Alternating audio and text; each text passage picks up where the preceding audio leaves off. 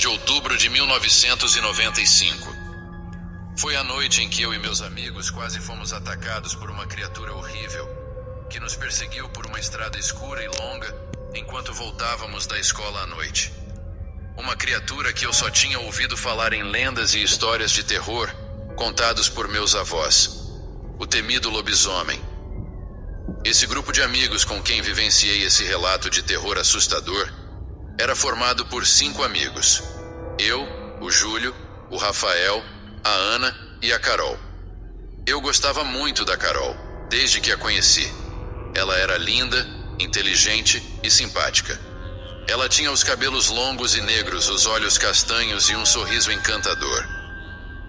Eu sempre tentava me aproximar dela, mas até então nunca tive coragem de me declarar. Eu não sabia se ela sentia o mesmo por mim ou se me via apenas como um amigo. Destaco sua presença nesse grupo, pois no futuro ela se tornaria minha esposa, mas apenas no meu segundo casamento. Nós morávamos em uma pequena cidade localizada no interior do Paraná. Era uma cidade pacata, mas com bastante movimento, principalmente na área comercial e agrícola. Nós tínhamos idades entre 15 e 16 anos e estudávamos o ensino médio à noite, em uma escola que ficava na cidade vizinha, a cerca de 20 quilômetros de distância. Tínhamos a opção de ir estudar de ônibus, mas às sextas-feiras preferíamos ir de bicicleta, pois era mais divertido. E pelo menos uma vez por mês, em uma dessas sexta-feiras, tínhamos um ritual em que virávamos à noite assistindo filmes e comendo besteiras na casa do Júlio, que era o único de nós que tinha um aparelho de videocassete naquela época. Antes de entrarmos na escola, gostávamos de passar no mercadinho que ficava ali mesmo na frente para comprar doces, salgadinhos e outras coisas. Na volta, depois da escola, alugávamos filmes em uma locadora ali perto, que ficava aberta até altas horas. Fazíamos isso há meses e nunca tivemos nenhum problema. Antes de sairmos, tivemos a última aula com um professor de história chamado Evandro, que por acaso, bem no final da aula, mencionou o fato de que aquele dia era a sexta-feira 13, uma data que muitas pessoas associam ao terror. Ele nos contou algumas histórias sobre lendas urbanas e mitos relacionados a essa data. Foi nesse momento que eu tive a ideia de, naquele dia, pegarmos apenas filmes de terror para assistir naquela noite. Eu comentei com meus amigos e todos concordaram animados. Após o sinal tocar, saímos da escola por volta das 22 horas, como sempre. Apesar do calor intenso durante o dia, a noite estava mais fresca e agradável, com um céu bem nublado, lua cheia e poucas estrelas. Nós pegamos nossas bicicletas e de mochilas nas costas, fomos até a locadora. Lá, depois de um tempo olhando, alugamos 3 filmes. O Corvo, que não era bem de terror, mas não sabíamos. A Noite dos Mortos-Vivos. E por último, depois de muita dúvida, eu peguei e mostrei para todos, Sexta-feira 13, o capítulo final, que eu acho que era o 4º filme da série. Todos aprovaram logo de cara, pois seria um filme muito apropriado para aquele dia. Depois disso, iniciamos nossa jornada, seguindo pela estrada que ligava as duas cidades. Era uma estrada de terra, e em vários trechos sendo pouco iluminada e pouco movimentada à noite. Nós pedalávamos conversando e rindo, sem nos preocupar com nada. Nós estávamos animados para chegar na casa de Júlio e assistir os filmes que tínhamos alugado. Estávamos indo bem até que tive um problema com minha bicicleta. O pneu dela furou e decidimos parar para verificar o que tinha ocorrido. Tentei consertá-lo com o kit que carregava na mochila, mas infelizmente não obtive sucesso. O pneu estava muito danificado para ser reparado naquele momento. Não tínhamos outra opção senão continuar seguindo pela estrada, com eu empurrando a bicicleta com o pneu furado ao meu lado. Estávamos a cerca de 10 quilômetros da casa do Júlio, mas parecia muito mais. A estrada estava cada vez mais escura e silenciosa, e nenhum carro passava por ali. Hoje, na internet, saber vender é dominar o tráfego pago, dominar os anúncios online.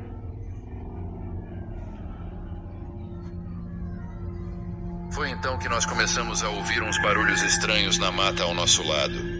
Eram uns ruídos de galhos se quebrando, folhas se mexendo e algo pesado se arrastando pelo chão. Parecia que alguma coisa grande estava nos seguindo, se escondendo entre as árvores. A Carol ficou assustada e perguntou o que era aquilo. Rafael disse que não sabia, mas que não parecia nada bom. Eu questionei se não poderia ser algum animal. Júlio duvidou e quis saber que animal fazia aquele barulho. Sugeriu uma onça ou um cão do mato. Rafael disse que nunca tinha ouvido falar que havia qualquer um desses animais naquela região. Não sabíamos o que era, mas tínhamos certeza de que não queríamos descobrir. Aceleramos o passo, tentando sair do local o mais rápido possível. No entanto, os barulhos continuaram, cada vez mais próximos e altos. Sentíamos que a coisa estava se preparando para nos atacar a qualquer momento. Rafael disse que mais adiante, em uma outra estrada que cruzava o caminho da que estávamos, havia a casa do seu tio. Ele se lembrou de que na casa desse tio havia bicicletas velhas em uma garagem e que lá poderíamos encontrar algo para consertar a minha. A casa desse tio ficava em uma chácara a cerca de 2 quilômetros de distância. Ele falou que poderíamos passar por lá. Decidimos seguir o plano do Rafael e pedalar até a casa do seu tio em busca de ajuda para consertar minha bicicleta.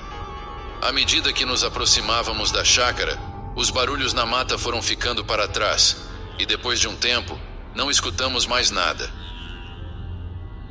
Ao chegarmos lá, fomos recebidos pelos latidos animados dos cães da chácara assim que passamos pela porteira. Eles corriam ao nosso redor, demonstrando alegria e curiosidade. Ainda um pouco inquietos com os acontecimentos anteriores, cumprimentamos os cães com cautela, mas logo percebemos que eram animais dóceis e amigáveis. Ao nos aproximarmos da varanda da casa, avistamos o tio do Rafael sentado em uma cadeira de balanço, desfrutando de uma xícara de chá. Ele nos cumprimentou calorosamente e nos convidou para nos sentar e descansar um pouco. A atmosfera tranquila da chácara nos acalmou, deixando-nos mais à vontade.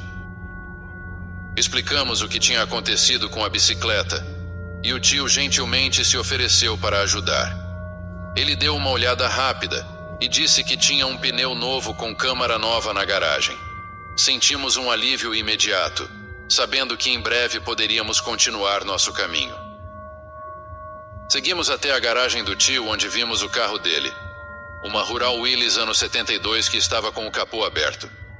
Ele explicou que estava fazendo alguns reparos antes da nossa chegada e tinha parado um pouco para tomar um chá. Ele entrou mais fundo na garagem, onde havia um monte de tralhas empilhadas, e encontrou uma roda com pneu. Ele me entregou a roda e disse que eu poderia usar para consertar minha bicicleta. Ele pegou algumas chaves que estavam em uma caixa de ferramentas em uma bancada e começou a me ajudar a remover a roda para trocar o pneu. Enquanto nós dois trabalhávamos, meus amigos que estavam ao redor conversando, comentaram sobre os barulhos estranhos que ouvimos na estrada. O tio, com sua voz tranquila, disse que muitas histórias se espalhavam pela região sobre criaturas misteriosas e lendas assustadoras. Ele acreditava que a maioria era apenas fruto da imaginação das pessoas, mas não descartava a possibilidade de existirem mistérios não explicados.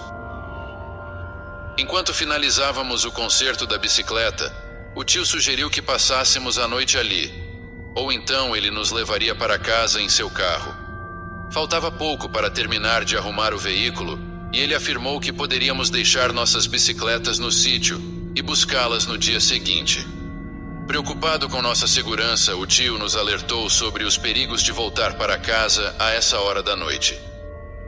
Ele mencionou que a estrada entre as duas cidades era pouco iluminada, o que poderia nos deixar vulneráveis a possíveis riscos.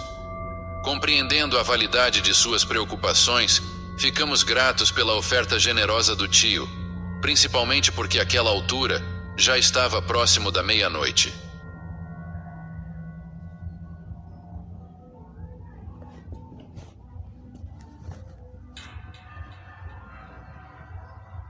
Com Com a bicicleta consertada e a generosa oferta do tio de Rafael, parecia que nossos problemas estavam resolvidos.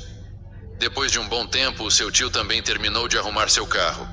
Enquanto isso, na frente de casa, nós discutimos entre nós sobre a possibilidade de passar a noite ali. A ideia parecia tentadora, mas havia um problema. Todos os nossos pais sabiam que dormiríamos na casa do Júlio e eles estavam esperando por nós. Além disso, naquela chácara não tinha telefone para entrarmos em contato com a casa do Júlio e avisar sobre a mudança de planos. Portanto, decidimos que aceitaríamos a carona do tio de Rafael, agradecendo a sua generosidade. Seu tio se aproximava enquanto conversávamos, e ao perceber nossa decisão, ele teve uma ótima ideia antes de partirmos. Ele falou que tinha um reboque na chácara que usava para transportar coisas, como lenha e equipamentos agrícolas. A ideia era engatar o reboque atrás do carro, posicionar nossas bicicletas sobre ele, assim ele nos levaria para casa, evitando a necessidade de buscá-las no dia seguinte. Todos concordamos com a ideia e após ele concluir a conexão do reboque na rural, começamos a colocar as bicicletas em cima. Com o carro preparado e nossas bicicletas devidamente acomodadas, estávamos prontos para seguir viagem de volta para casa. Rafael sentou-se no banco do carona na frente com seu tio, e o resto de nós fomos nos bancos de trás. Carol estava ao meu lado. O relógio marcava 00:30 quando finalmente iniciamos nossa jornada de volta para casa. A estrada estava quase deserta, e a escuridão era densa com apenas os faróis da velha rural e a luz da lua cheia iluminando nosso caminho. O silêncio predominava no carro, com todos nós pensando nos eventos estranhos que havíamos vivenciado mais cedo. Quando estávamos a poucos quilômetros de chegar à casa de Júlio, o carro começou a perder potência gradualmente e acabou parando completamente. O tio tentou várias vezes ligá-lo novamente, mas o motor simplesmente não pegava.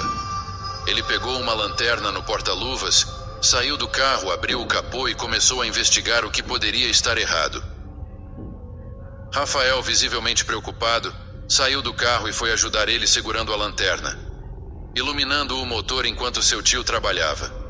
A tensão dentro do veículo aumentava enquanto nós olhávamos ansiosamente, esperando que o problema fosse resolvido logo. Após alguns minutos de espera, o tio pediu a Rafael que entrasse no banco da frente e tentasse dar partida. Após algumas tentativas, o carro voltou a funcionar. Rafael pulou de volta para o banco do carona e o tio fechou o capô do carro. No entanto, algo chamou nossa atenção bem ao longe. Algo que o capô do carro estava tapando enquanto estava aberto. A Carol segurou e apertou minha mão com força, e eu olhei na direção em que todos estavam fixando seus olhares. A mais ou menos uns 100 metros de distância, na estrada escura, havia uma figura negra iluminada pelos faróis do carro. Parecia um cão enorme, muito maior do que qualquer animal que eu já tinha visto.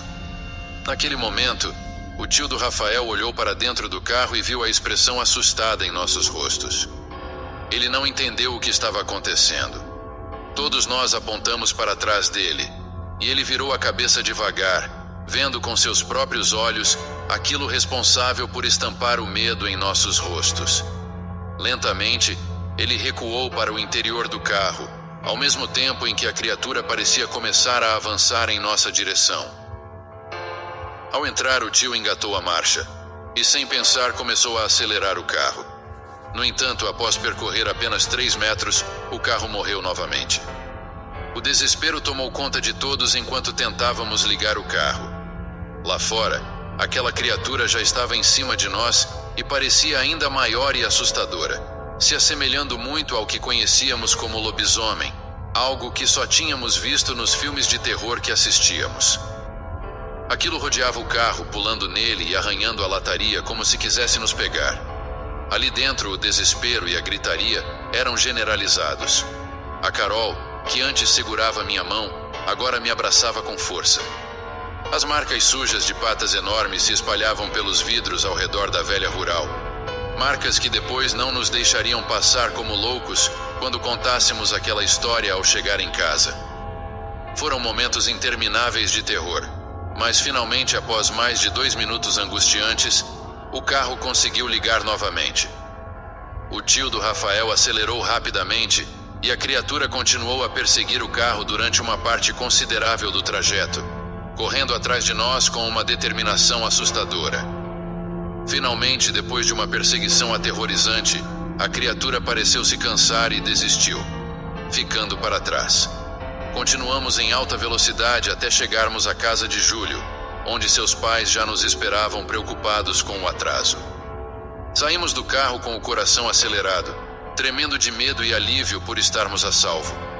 O tio do Rafael explicou aos pais dele o que havia acontecido, mas todos nós sabíamos que era difícil acreditar na história daquela criatura aterrorizante.